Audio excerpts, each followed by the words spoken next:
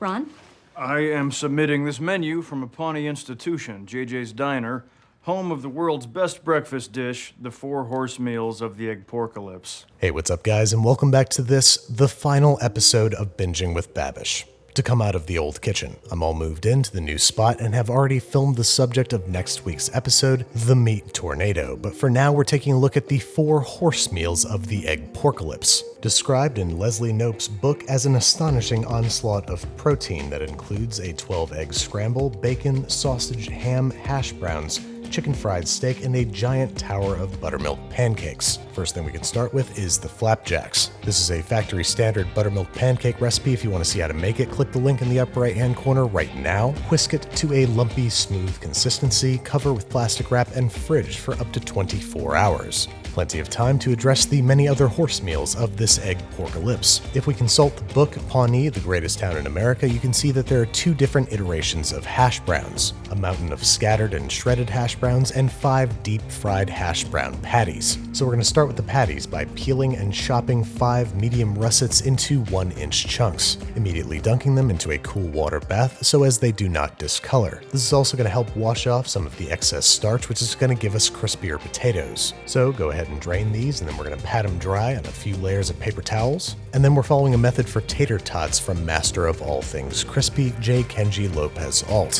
who calls for the potatoes to be par-fried in 350° Fahrenheit vegetable oil for 3 to 4 minutes until lightly browned and cooked through. Once nicely blonde around the edges, we're going to fish them out and drain them on a paper towel set in a rim baking sheet. Then we're going to let them cool completely at room temperature about 20 minutes before processing them into a chunky paste. This fry again process is going to keep the interiors of our hash browns light and flaky rather than gummy and dense. So once they're nice and cool, go ahead and load them into your favorite food processor and hit it with 8 1-second pulses until all the potatoes have been broken down into little tiny chunks. Do this in batches to ensure that the potatoes are processed evenly, and fish out any extra large chunks with your hands and your human intelligence. Once everybody's all processed together, we can season and form into patties. We're going to add 2 teaspoons of sugar, a few twists of freshly ground black pepper, a hefty pinch or about 1 teaspoon of kosher salt, and a tablespoon of potato starch, which is going to help give our hash browns structure and meaning. Once evenly mixed together, it's time to start forming them into patties. Hash browns typically are sort of oblong oval pucks, designed to be quickly and easily mashed into your mouth hole.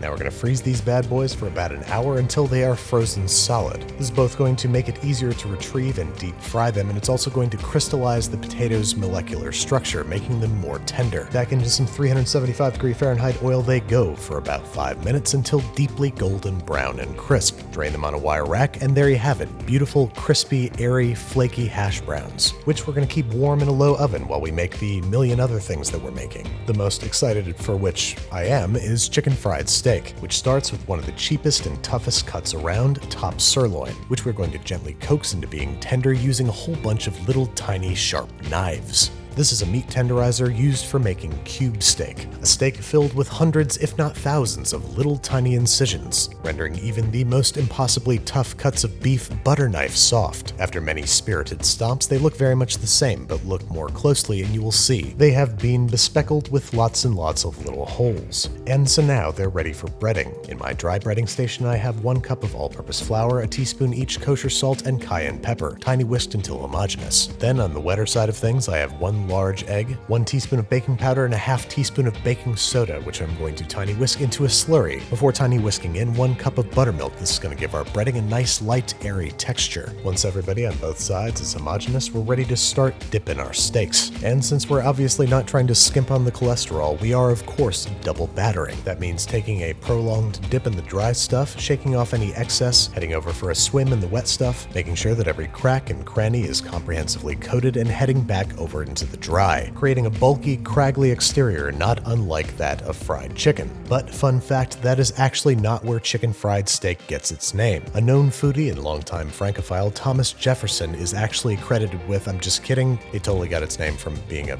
steak fried like chicken, which is exactly what we're going to do with it. Into some 350° Fahrenheit oil it goes, where it shall fry about 4 to 5 minutes per side until deeply golden brown and crisp all over. Use extreme caution when flipping, because if you crack the shell, you're gonna have a bad time. Drain it on a wire rack, keep it warm in a low oven, and rinse and repeat with any remaining steaks. And then the very key to the deliciousness of chicken fried steaks lies in the bottom of this pot. That's right, remember all the brown sloppy gold from the KFC episode? All this deep fried gunk is the key to making delicious gravy. So we are reserving as much as possible in the bottom of the pan, along with about 2 to 3 tablespoons worth of leftover fry oil, into which we're gonna dump half an onion finely minced. We're gonna saute that onion and all that brown sloppy goodness for 2 to 3 minutes until it's starting to soften and turn translucent around the edges. Add 2 or 3 crushed cloves of garlic and continue to saute over a medium heat for about 30 seconds until fragrant, and then we're adding a 1/4 cup of flour as our eventual thickener. Mix that in with the vegetables and let it cook for about 2 to 3 minutes until the raw flour smell dissipates. Then we are slowly whisking in about a 1/2 cup of beef stock and the star of the show, 1 cup of light cream. Add it slowly at first, whisking constantly to prevent lumps. Add the rest and whisk frequently over medium-high heat until bubbling and thickened. Once it starts to bubble, make sure you lower the heat so as to not scorch the sauce. When it's just about done, we're going to season with kosher salt, freshly ground pepper, and an optional sprinkle of cayenne pepper. We want it reduced and thickened to the point that it can easily coat the back of a spoon. We're also using a spoon so we can give it a little taste. Let's see how this is.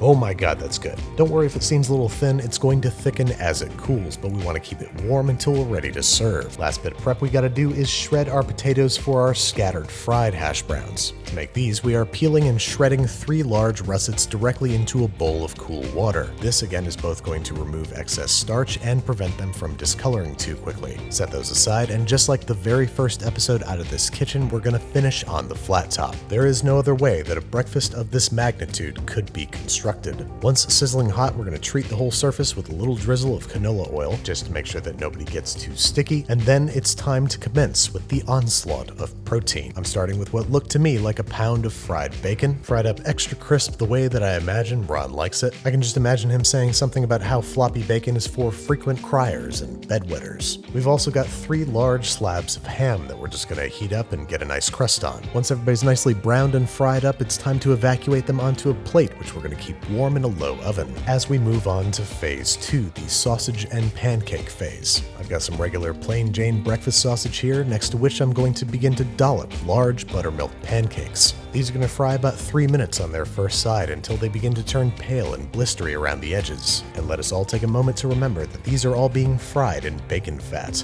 Once the pancakes are flipped, they get another 2 to 3 minutes on the opposing side before being stacked on a plate and repeating until we got no pancake batter left. Pancakes finished, it's time to get this off of the spatula here. Come on, dude, let's go. Join your pancakey brethren. And last but not least, we have our scattered hash browns and 12 egg scramble. The potatoes we're going to place in a clean kitchen towel and just squeeze the absolute dickens out of, making sure that they are super dry to facilitate effective browning. But before they are headed over to the cooktop, we're going to lightly season them with some kosher salt and freshly ground black pepper. Just the hits. Mix gently to distribute throughout and load them up onto an oiled flat top. Then, after flattening out with a large metal spatula into a potato patty, we're going to cover them with a bowl while frying on the first side. This is going to help the potatoes cook more evenly throughout. Then once the sausage has been removed onto the keep it warm plate, we're going to dedicate the new flat top real estate to the 12 egg scramble, which is exactly what it sounds like, 12 eggs scrambled, but we're doing ours in bacon and sausage fat. Just sort of scramble them around there, and once you have some nice big soft pillowy eggy curds, remove them onto a plate just in time to realize that you didn't time out your hash brown very well. But just pretend that you're at JJ's and you have heat lamps or something. Flip once nicely browned, cooking for 4 to 5 minutes per side. Once it's ready to go, flop it atop your hash brown pucks and get ready to serve. Everybody else is waiting, so why don't we go join the party? And what a party it is. Thousands of calories and hundreds of grams of cholesterol on parade alongside a single glass of orange juice and a single cup of coffee. I'm about to dig right into this sucker, but first I just want to say a few words.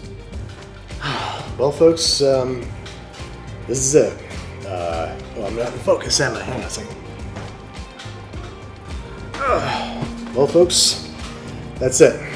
That is the last meal to come out of the Soho kitchen. I've lived here for 2+ some odd years. I fell in love here. I wrote a cookbook here. I lived a whole lot of life here. And it's pretty crazy to say goodbye. Oh, I forgot the sausage gravy. Hang on. Mustn't forget the sausage gravy. Okay, that's better. So yeah, like I was saying, I'm feeling a lot of things saying goodbye. I'm feeling scared. But like Ron Swanson says, when I eat, it is the food that is scared. So I'm going to try to adopt that outlook. I'm feeling excited because I've got a lot of big new plans for the new space, new shows, new people, new everything. And I'm also feeling pretty sad. Like, this place has been my home for longer than most places have ever been my home. Like Ron Swanson says, again, there is no sadness that breakfast food cannot cure. So I'm gonna live by those words, and I'm gonna dig into this breakfast food right now. Ooh, this needs butter. Boop. Oh, hold on, I got something to. My last splash of Lagavulin 16. Last little bit. Oh, I spilled it on the eggs. That's okay. Okay, it's not a little bit, that's a lot of bit, but whatever, we're celebrating tonight. Thank you guys so much for sticking with me. I owe everything I have to you.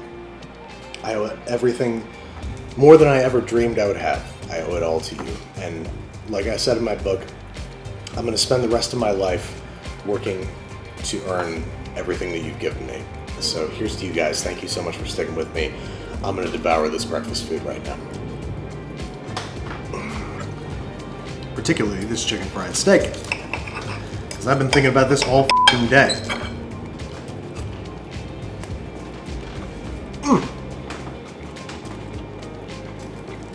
Hell yeah, dude. This guy's going to the Clean Plate Club tonight.